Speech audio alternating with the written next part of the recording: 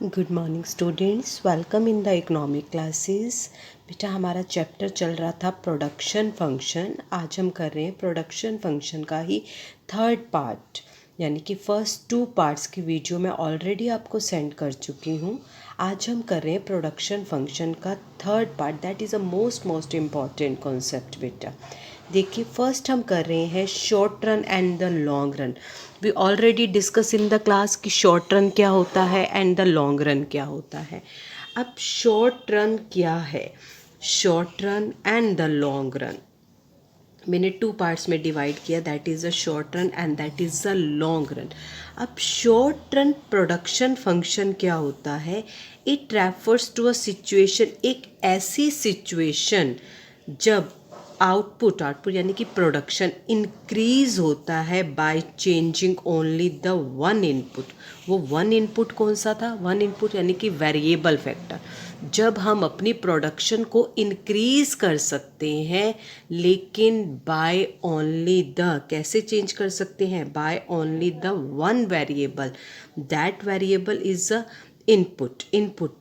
ठीक है, वो कीपिंग अदर इनपुट अनचेंज। बाकी सारे के सारे इनपुट जो है, जितने फैक्टर्स लगा रहे थे, लैंड, लेबर, कैपिटल, जितने भी लगा रहे थे, हम केवल वेरिएबल फैक्टर को ही चेंज कर सकते हैं, बाकी किसी को चेंज नहीं कर सकते हैं। और लॉन्ग रन पीरियड जो फंक्शन है रेफर्स टू अ सिचुएशन, एक ऐसा टाइम पीरियड जिसमें हम आउटपुट को इंक्रीज कर सकते हैं by increasing all the input simultaneous. किसी भी इनपुट को कैसे भी हम बढ़ा सकते हैं और हम अपनी प्रोडक्शन को सेम प्रपोर्शन में, जिस प्रपोर्शन में हम अपनी इनपुट्स को इंक्रीज करेंगे उस प्रपोर्शन में हमारी प्रोडक्शन इंक्रीज होगी। अगर ज़्यादा बढ़ाएंगे तो प्रोडक्शन ज़्यादा इंक्रीज होगी, अगर कम बढ़ाएंगे तो कम इंक्रीज होगी। तो लॉन्ग रन एक ऐसा टाइम पीरियड है जिसमें हमारे पास कोई भी फैक्टर फिक्स्ड नहीं होते, सारे के सारे फैक्टर्स क्या होते हैं, वेरिएबल फैक्टर्स होते हैं। जो शॉर्ट रन टाइम पीरियड है उसमें हम स्टडी करते हैं law of variable proportion. Short run में हम स्टडी करते हैं law of variable proportion. Law of variable क्या होता है, as this is change in variable input. बार बार बोला जा रहा है, 2 फैक्टर होते हैं, एक फिक्स्ड होते हैं, एक वेरिएबल होते हैं। शॉर्ट रन में हम केवल वेरिएबल फैक्टर्स में ही चेंज कर सकते हैं। Between change in variable input, only the ratio between different input can be changed at different level of output। केवल हम वेरिएबल फैक्टर में चेंज करके ही अपनी प्रोडक्शन को इंक्रीज कर सकते हैं। और लॉन्ग रन में जो टाइम पीरियड होता है, लॉ होता है, that is the law of return to scale. Return to scale, हम जिस प्रपोर्शन में, सारे के सारे फैक्टर्स क्या होते हैं, all input are variable in the long run. सारे के सारे वेरिएबल, कोई फिक्स्ड होता ही नहीं, हम जिसको मर्जी चेंज कर सकते हैं। ठीक है, और जिस प्रपोर्शन में हम चेंज करते हैं उस प्रपोर्शन में हमारी क्या होती है, प्रोडक्शन इंक्रीज या डिक्रीज होती है। तो ये वाला पोर्शन जो है, law of return to scale, that is related to the long run. Law of return to a scale that is related to a long run, जो हमारे सिलेबस में नहीं है, लेकिन फिर भी मैंने आपको इसके बारे में बताया। ठीक है, शॉर्ट रन दैट इज़ जो हम सिलेबस में डिस्कस कर रहे हैं, that is the law of variable proportion. That is the law of variable proportion, that is a most important question. आज हम शॉर्ट टाइम पीरियड के अंदर लॉ ऑफ वेरिएबल प्रपोर्शन को डिस्कस करेंगे। शॉर्ट टाइम पीरियड है, short time period के अंदर हम केवल वेरिएबल फैक्टर्स को ही चेंज कर सकते हैं, तो इसलिए इसका नाम भी क्या रखा गया, लॉ ऑफ वेरिएबल प्रपोर्शंस। ठीक है, देखिए लॉ क्या है हमारे पास, लॉ ऑफ वेरिएबल प्रपोर्शन। पहले डिफाइन लिखते हैं बेटा, क्या होता है ये, law of variable proportion. Law of variable proportion that is called LVP, जिसे क्या बोला जाता है, LVP। Law of variable proportion states that as we increase quantity, as we increase quantity of only one input, केवल हम एक input जो variable है, quantity of only one input को चेंज करेंगे, कीपिंग रखेंगे क्या, other input fix, other input fixed, केवल हम एक ही इनपुट को चेंज कर सकते हैं, लाइक लेबर को चेंज कर सकते हैं। लेबर को चेंज करके मैं अपनी प्रोडक्शन को इंक्रीज़ या डिक्रीज़ कर सकती हूँ। शॉर्ट टाइम पीरियड में मेरे पास इतना टाइम नहीं है कि मैं लैंड को चेंज करूँ, मैं नई मशीनरी को चेंज कर दूँ, मैं परमानेंट एम्प्लॉय रख लूँ। मैं ओनली चेंज किस में कर सकती हूँ, ओनली इनपुट यानी कि वेरिएबल फैक्टर में चेंज कर सकती हूँ। बाकी सारे के सारे फैक्टर्स क्या रहते हैं, इनपुट फिक्स्ड रहते हैं। ठीक है, तो मेरे पास दो तरह के फैक्टर होते हैं, एक होते हैं फिक्स्ड, एक होते हैं वेरिएबल। ठीक है, मैं ओनली वेरिएबल फैक्टर्स को ही चेंज कर सकती हूँ, ओनली वन वेरिएबल फैक्टर को चेंज कर सकती हूँ। बाकी fix factor keeping always fixed रहते हैं। ठीक है, आई होप कितनी लाइन क्लियर होगी। ठीक है, law of variable proportion state that when we increase quantity of only one input keeping other input fixed. जब हम ये करते हैं तो होता क्या है, क्या हुआ जब हमने ये किया तो क्या हुआ, होगा क्या कि total product that is called TP. TP क्या होती है, इनिशियली इंक्रीज, पहले इंक्रीज होती है, TP initially increase at increasing rate. TP क्या होती है, इनिशियली इंक्रीज होती है at a increasing rate, then at, फिर इंक्रीज होगी बेटा, दैट इंक्रीज तो होगी, that increase at decreasing rate, that increase at decreasing rate पे इंक्रीज होगी। उसके बाद क्या है, पहले increase at a increasing rate, फिर then at increase at a decreasing rate, फिर फाइनली क्या होगा, फाइनली डिक्रीज कहाँ होती है, at a negative rate, negative पर पहुंच जाती है, at a negative rate, at a negative rate. तो मैंने यहाँ पर तीन चीज़ें की, देखो पहले टीपी मेरी क्या है, इंक्रीज हो रही है एट अ इंक्रीजिंग रेट, फिर increase at a decreasing rate, फिर एट अ नेगेटिव रेट। तो मेरे पास यहाँ पर इस क्वेश्चन के अंदर जो है वो थ्री फेसेस बन जाते हैं, that is called three faces, यानी कि थ्री स्टेजेस भी बोल सकते हो आप इसको, स्टेजेस बन जाती हैं। फर्स्ट स्टेज क्या है, फर्स्ट स्टेज क्या है, TP increase at increasing rate, TP increase हुई कहाँ पर, एट अ इंक्रीजिंग रेट। ठीक है, सेकेंड फेज, अभी एक चीज़ और ऐड करते हैं मैं बताती हूँ। फिर टीपी क्या हुई, इंक्रीज एट डिक्रीजिंग रेट, फिर डिक्रीजिंग रेट पे इंक्रीज हुई। फिर मेरे पास थर्ड फेज आ गया, दैट इज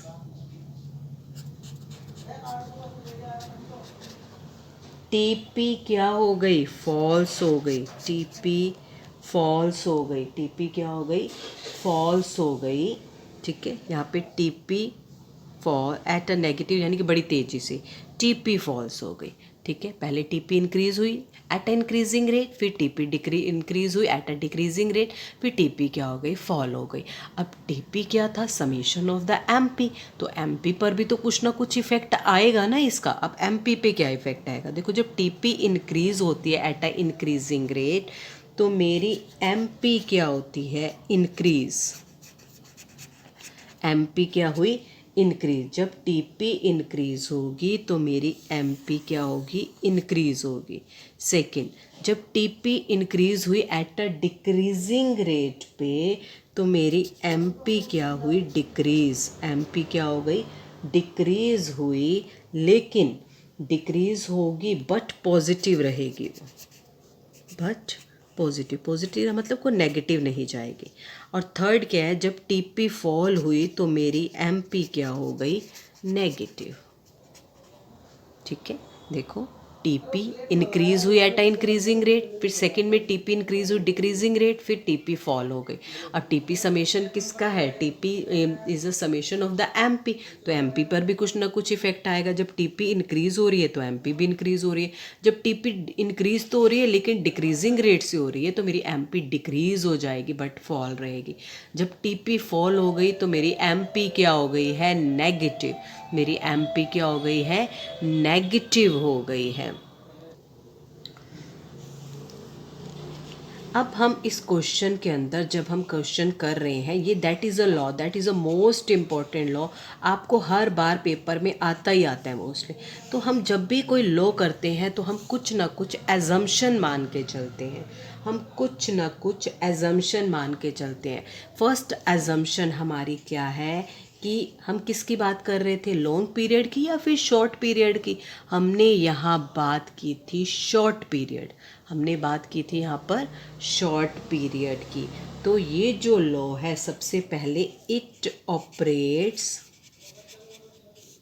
कहाँ होता है? It operates in short run, short run, it operates in short run. Short run में फैक्टर कैसे होते हैं?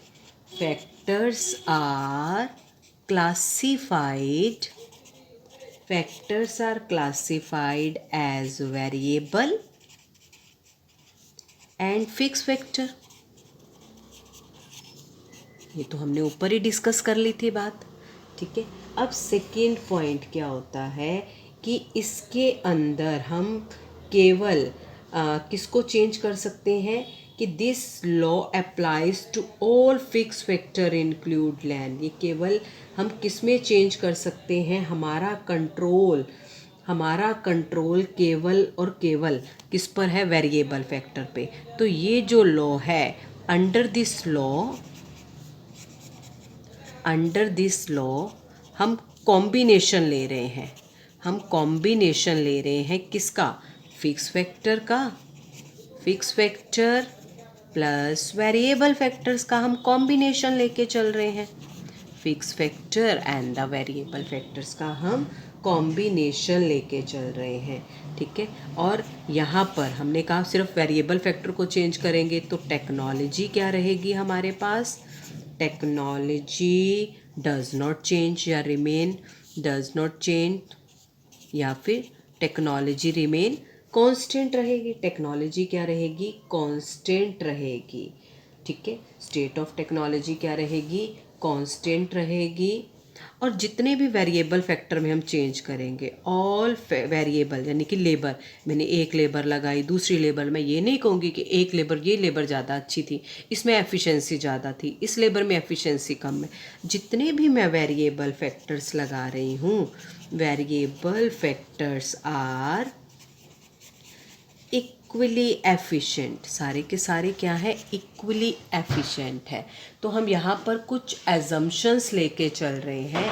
फर्स्ट कि हम शॉर्ट रन और लॉन्ग रन की बात कर रहे हैं, और अंडर दिस लॉ कॉम्बिनेशन है फिक्स फैक्टर और वेरिएबल फैक्टर्स का। टेक्नोलॉजी क्या रहेगी? चेंज नहीं होगी। जितने भी वेरिएबल फैक्टर्स हैं वो क्या रहेंगे? इक्वली एफिशिएंट रहेंगे।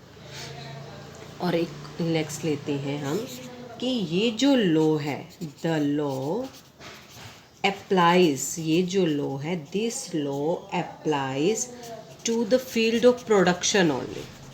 केवल प्रोडक्शन के लिए यूज़ कर रहे हैं हम इसको, और किसी के लिए नहीं। द फील्ड ऑफ प्रोडक्शन, ठीक है। टेक्नोलॉजी कांस्टेंट रहेगी, जितने भी वेरिएबल फैक्टर लगाएंगे वो इक्वली एफिशिएंट होंगे। The law applies to the field of production पर ही होगा, ठीक है। और दो चीज़ों में हमने कंबाइंड किया, फिक्स्ड और वेरिएबल फैक्टर में। हम केवल वेरिएबल फैक्टर में ही चेंज करके इसको वो कर सकते हैं, ठीक है। अब देखो मोस्ट इम्पोर्टेंट, बहुत ध्यान से देखना। Now that is a tabular presentation, that is a tabular presentation, ठीक है। अब यहाँ पर ले ली मैंने फिक्स फैक्टर। हमने कहा था ना कॉम्बिनेशन है किसका? फिक्स फैक्टर का और किसका? वेरिएबल फैक्टर का। यहाँ ले लिए मैंने फिक्स फैक्टर, यहाँ ले लिए मैंने वेरिएबल फैक्टर्स, ठीक ठीक है, यहाँ ले ली मैंने टीपी, यहाँ ले ली मैंने एमपी, और यहाँ मैं रिमार्क्स लिख रही हूँ कि होगा क्या। ठीक है, कि क्या होगा, मैं ये मार्क्स लिख रही हूँ। अब जो फिक्स वेक्टर है देखो 1, मैं फिक्स वेक्टर ले रही हूँ लैंड, फिक्स वेक्टर ले रही हूँ मैं लैंड, क्या ले रही हूँ मैं, लैंड।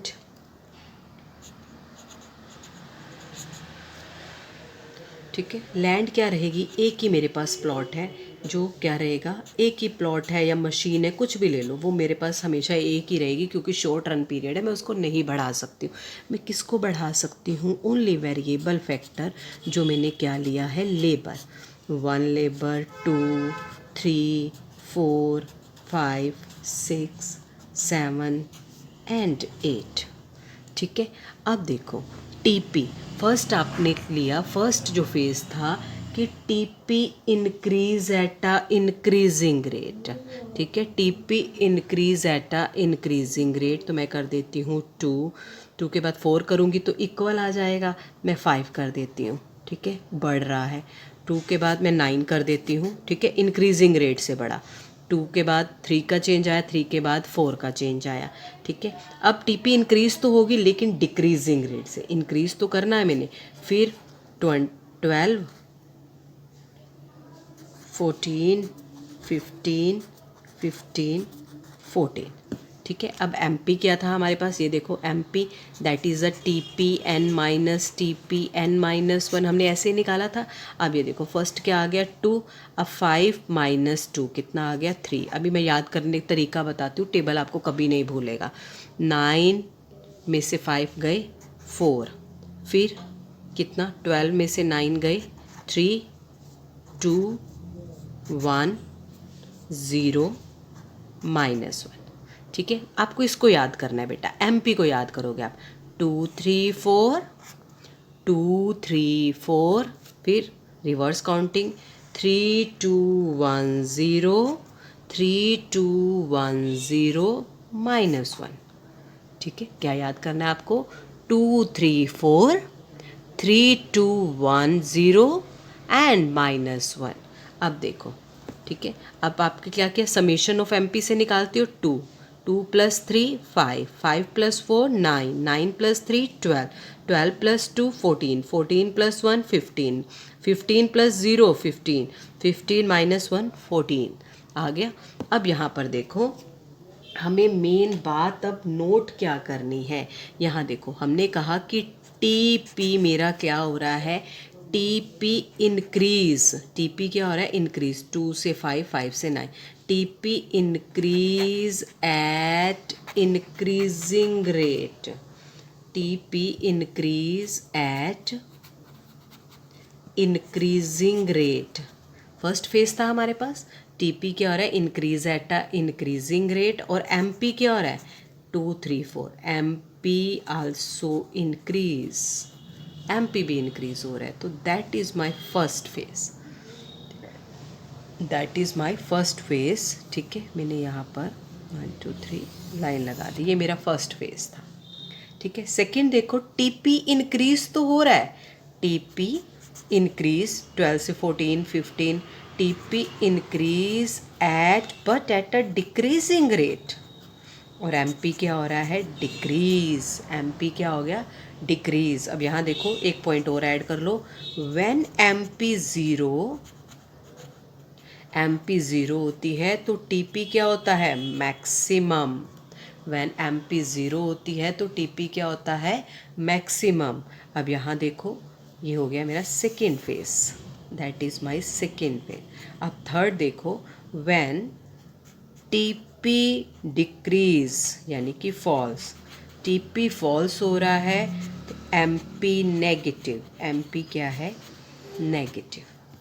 ठीक है, एमपी क्या हो गया, नेगेटिव। तो मेरे पास 3 फेज बन गए। फर्स्ट फेज क्या था, फर्स्ट फेज ये देखो, TP increase at increasing rate, MP increase हो रहा है, ये मेरे पास आ गया फर्स्ट। ठीक है, आपको याद क्या करना है, 2, 3, 4 समेशन करके आप निकाल तो लोगे, 2, 3, 4, फिर 3, 2, 1, 0, फिर -1, बस आपको ये याद करना है। सेकेंड फेज क्या था हमारे पास, TP increase at decreasing rate, MP decrease। Third phase क्या था आपके पास,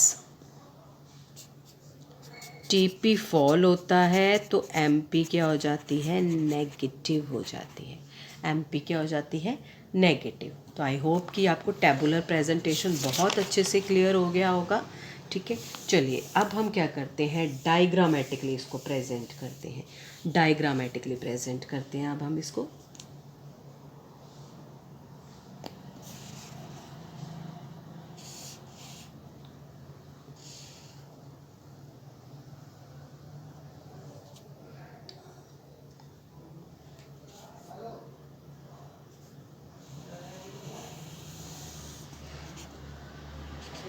यहाँ पर मैंने लिखना है जो आप ले रहे हो, TP MP जो निकालते हैं वो यहाँ पर हमेशा शो करते हैं। ठीक है, that is the output, that is the output या फिर units of variable factors, units of variable factors. अब देखो कितने फैक्टर कहाँ तक लिया था हमने, 1 2 3 4 5 6 7 8। अब यहाँ देखो हमने वहाँ तक TP कहाँ तक लिया था हमने, ये TP और MP लेना है हमें। ठीक है, 2 3 5 टोटल आ रहा है 15 तक। ठीक है, तो मैं ले लेती हूँ यहाँ पर 1 2 3 4 5 6 7 8, 1 1 का ही लोगे, 1 2 3 4 5 6 7 8 9 10 11 12 13 14 15। ठीक है, 1 2 3 4 5 6 7 8 9 10 11 12 13 14, ये मैंने ले ली TP MP। सबसे पहले मैं ड्रॉ करती हूँ TP। TP क्या थी, जब मेरी प्रोडक्शन ज़ीरो होगी ना बेटा तो TP भी हमेशा ज़ीरो होगी। ठीक है, जब कोई वेरिएबल फैक्टर ही नहीं लगा रही, ना मेरे पास फिक्स्ड फैक्टर है, ना मैं वेरिएबल फैक्टर लेबर लगा रही हूँ, तो टोटल प्रोडक्शन क्या होती है, ज़ीरो होती है। तो ज़ीरो पर हमेशा ज़ीरो आती है प्रोडक्शन। ठीक है, अब देखो जब आउटपुट क्या थी, 1 थी, जब आउटपुट क्या थी, 1 थी। ठीक है, वेरिएबल फैक्टर 1 था तो TP क्या थी, 2। जब 1 थी तो TP क्या थी, 2। जब 2 आ गया, 2 के बाद कितनी थी, 2 5। ठीक है, 5 के बाद कितना आ गया मेरे पास, 9। 9 के बाद 4 पे मेरे पास कितना था, 12। 5 पे मेरे पास आ गया 14। 6 पे मेरे पास आ गया 15। 7 पे फिर मेरे पास आ गया 15। 8 पे मेरे पास फिर दोबारा से आ गया वो 14। ठीक है, तो ये मैंने TP ड्रॉ कर दी एक। ठीक है, 1 पे 2 था, 3 पे 5, 3 पे 9, फिर 12 14 15 15 14। तो ये देखो मेरी एक TP ड्रॉ हो गई, दिस वन।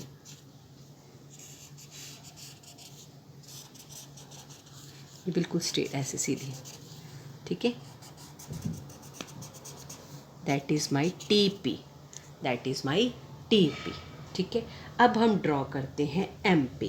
ठीक है, 1 पे कितनी थी, 2 ही थी वो। 2 पे कितनी आ गई वो, 3। 3 पे कितनी आ गई, 4।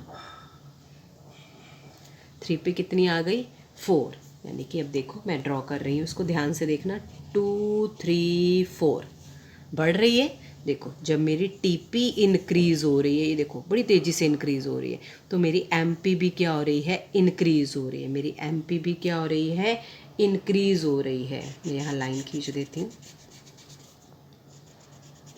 ठीक है, it is my first phase, it is my first phase. अब सेकेंड देखो, 4 पे कितनी आ गई, ये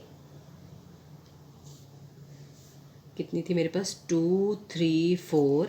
अब 4 पे आ गई 3, फिर 2, फिर 1, फिर 0।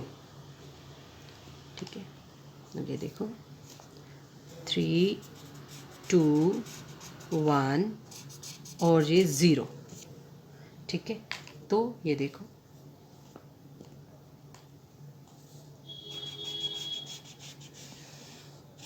That is my second phase, that is my second phase, ठीक है।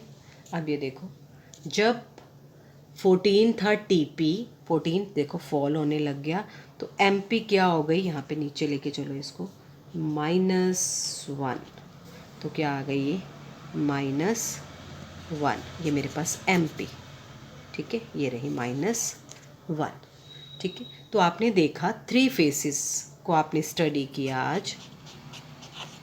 थर्ड फेज, ठीक है। फर्स्ट फेज देखो, जब मेरी टीपी इंक्रीज़ हो रही है, ये टीपी है, जब मेरी टीपी इंक्रीज़ हो रही है मेरी एमपी भी इंक्रीज़ हो रही है, एमपी भी इंक्रीज़ हो रही है, TP increase at a increasing rate, MP increase, और देखो उससे नीचे है ना, जो चीज़ उससे नीचे होती है इंक्रीज तो होती है लेकिन डिक्रीजिंग रेट पे, ठीक है, उससे नीचे है। TP increase at a increasing rate, MP also increase. अब टीपी ये देखो बढ़ रही है, TP increase at a decreasing rate, MP क्या हो रही है, फॉल हो रही है, सेकेंड स्टेज। यहाँ पर ये देखो इस पॉइंट को, जहाँ टीपी मैक्सिमम है एमपी क्या है, 0, या फिर जहाँ पर एमपी 0 होती है टीपी क्या होती है, मैक्सिमम। टीपी क्या हो गई, डाउन, एमपी क्या हो गई, नेगेटिव। जब टीपी फॉल होती है तो एमपी क्या हो जाती है, नेगेटिव हो जाती है, एमपी क्या हो जाती है, नेगेटिव हो जाती है। तो ये थी मेरे पास डायग्रामेटिकली एक्सप्लेनेशन, ठीक है, डायग्रामेटिकली एक्सप्लेनेशन। ये जो पॉइंट फर्स्ट फेज का जहाँ पर एंड होता है, फर्स्ट फेज का जहाँ पर एंड होता है, that is a point of infections, क्या बोलते हैं इसको, इन्फेक्शन। यहाँ पर मेरी एमपी क्या है, मैक्सिमम है, यहाँ पर मेरी टीपी मैक्सिमम है। जब टीपी मैक्सिमम होती है तो एमपी क्या होती है, 0 होती है। जब टीपी फॉल होती है तो एमपी नेगेटिव हो जाती है, एमपी नेगेटिव हो जाती है।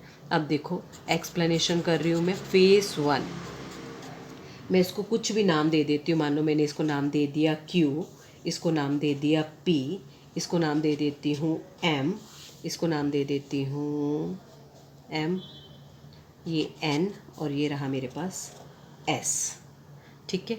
अब फेस 1 देखो, बिटवीन O टू Q की बात कर रही हूँ, सिर्फ फर्स्ट फेस इसकी बात कर रही हूँ। फेस 1 जो किसके बीच में था, बिटवीन O टू Q के बीच में था, तब क्या था, TP increase at increasing rate, MP O से P तक गई, MP point O to P, MP also increase, MP भी इंक्रीज हुई, ठीक है।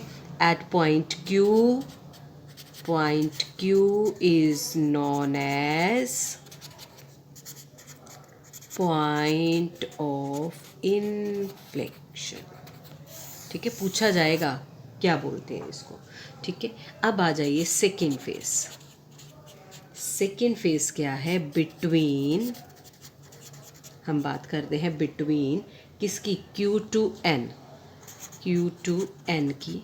इस टाइम पीरियड के बीच में क्या हुआ, टीपी इंक्रीज तो हो रही है, TP increase at decreasing rate, और एमपी डिक्रीज या फिर एमपी फॉल्स हो रही है, एमपी फॉल्स हो रही है। The face and when MP become 0, जहाँ पर the face ends when MP becomes 0, जहाँ एमपी 0 हो जाती है, टीपी इज़ मैक्सिमम, टीपी क्या होती है वहाँ पर, मैक्सिमम होती है, टीपी क्या होती है, मैक्सिमम होती है। फेज 3 हम बात कर रहे हैं एम, किससे, हम बात कर रहे हैं belong point M, beyond point N, यानी कि एन पॉइंट के बाद में क्या हो गया, टीपी फॉल, टीपी क्या हो रही है, फॉल हो रही है, टीपी फॉल, ठीक है, डिक्रीज होना शुरू हो गई, टीपी स्टार्ट फॉलोइंग, और एमपी बिकम्स नेगेटिव, एमपी क्या हो गई मेरे पास, नेगेटिव हो गई, ठीक है, MP क्या हो गई, नेगेटिव हो गई। अब मेन पॉइंट जब मैंने ये वाला बताया था, इसको एक बार दोबारा देखो, पॉइंट ऑफ इन्फेक्शन क्या है, पॉइंट Q जो है, point Q that is known at the point of infection, ठीक है, इज नोन एज, क्यों बोला जाता है इसे, because as curvatures of TP curve changes at this point, क्योंकि TP में एक कर्व की तरह चेंज आया, क्योंकि TP में क्या आया, एक कर्व की तरह चेंज आया एट दिस पॉइंट पे, ठीक है, इस पॉइंट पे TP में क्या आया, एक कर्व की तरह बहुत बड़ा चेंज आया, that is known as the point of infections, ठीक है। तो यहाँ तक तो थे हमारे पास, ये आपको लॉ ऑफ वेरिएबल प्रोपोर्शन करना है, उसकी डिफाइन लिखनी है, टैब उसके एजम्पशंस लिखनी है, tabular presentation, diagrammatically explanation, diagram बनाना है और उसकी एक्सप्लेनेशन लिखनी है, ठीक है। उसके बाद है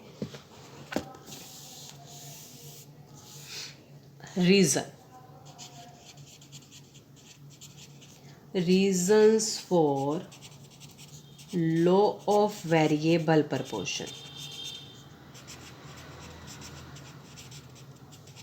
लॉ ऑफ वेरिएबल प्रोपोर्शन क्या रीज़न है, 3 फेसेस आए हमारे पास। फर्स्ट फेस जो आता है उसको हम बोलते हैं first phase, that is known as increasing, TP increase हो रही थी ना, तो उसको हम बोलते हैं increasing returns to a factor, क्या बोला जाता है, increasing return to a factor.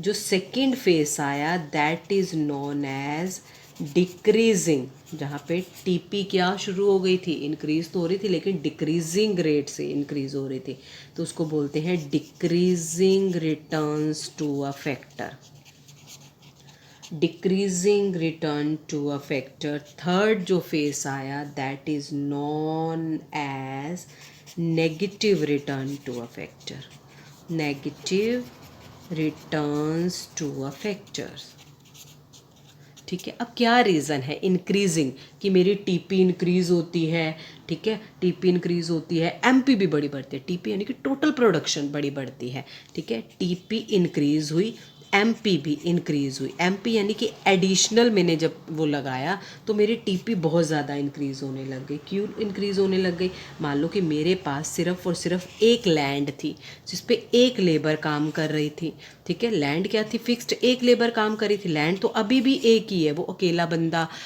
हल जोतेगा, फसल डालेगा, पानी डालेगा, क्या करेगा। जैसे मैंने TP को इंक्रीज़ किया, 1 मोर एडिशन यूनिट लगा दिए, ठीक है, तो मेरी टोटल प्रोडक्शन क्या हो गई, इंक्रीज़ हो गई। तो पॉइंट क्या बनता है, that is a better utilization of fixed factor, better utilization of the fixed factor, better utilization of the fixed factor। second क्या आ जाता है, indivisibility of the fixed factor, indivisibility of the fix factor. Indivisibility यानी कि हम factors को divide नहीं कर सकते, किसको, फिक्स फैक्टर को हम डिवाइड नहीं कर सकते स्मॉलर यूनिट में, तो हमें क्या है, फिक्स फैक्टर पर ही जब हमने बहुत सारी लेबर लगा दी तो बड़ी एफिशिएंसी से जो है वो फिक्स फैक्टर को यूज़ करने लग गए, ठीक है, तो इंडिविजिबिलिटी नहीं हो सकती है वहाँ पर, इंडिविजिबिलिटी ऑफ द फिक्स फैक्टर। आपको सिर्फ 2 पॉइंट ही लर्न करने हैं, ठीक है। नेक्स्ट आ जाता है डिक्रीज़ क्यों होने लग जाती है, TP इंक्रीज़ तो हो रही है लेकिन डिक्रीजिंग रेट पर क्यों हो रही है, और MP जो है वो क्या हो गई है, डिक्रीज़ हो गई है। क्यों है, बिकॉज देयर इज़, हम सबसे पहले optimal combinations of the factor, जब हम वेरिएबल फैक्टर के साथ फिक्स फैक्टर को लगाते हैं तो 1 ऑप्टिमल कॉम्बिनेशन होता है, TP मैक्सिमम हो जाती है, फिक्स फैक्टर का हम ऑप्टिमम यूज़ कर लेते हैं, उससे ज़्यादा हम उसको नहीं बढ़ा सकते हैं, उससे ज़्यादा हम फिक्स फैक्टर को बढ़ा ही नहीं सकते हैं, ठीक है। मैंने एक लेबर लगा दी, दूसरी लेबर लगा दी, तीसरी लेबर लगा दी, और जितनी मेरे पास फिक्स फैक्टर था मैंने उस सारे को यूज़ कर लिया, ठीक है। इससे ज़्यादा टीपी इंक्रीज़ तो हो रही है, लेकिन मैं और नहीं बढ़ा सकती। जितना मैं फिक्स फैक्टर का ऑप्टिमम यूज़ कर सकती थी मैंने उसको यूज़ कर लिया। टीपी इंक्रीज़ तो हुई, लेकिन वैसे नहीं कि जैसे होनी चाहिए थी। इंक्रीज़ हुई लेकिन डिक्रीजिंग रेट से हुई।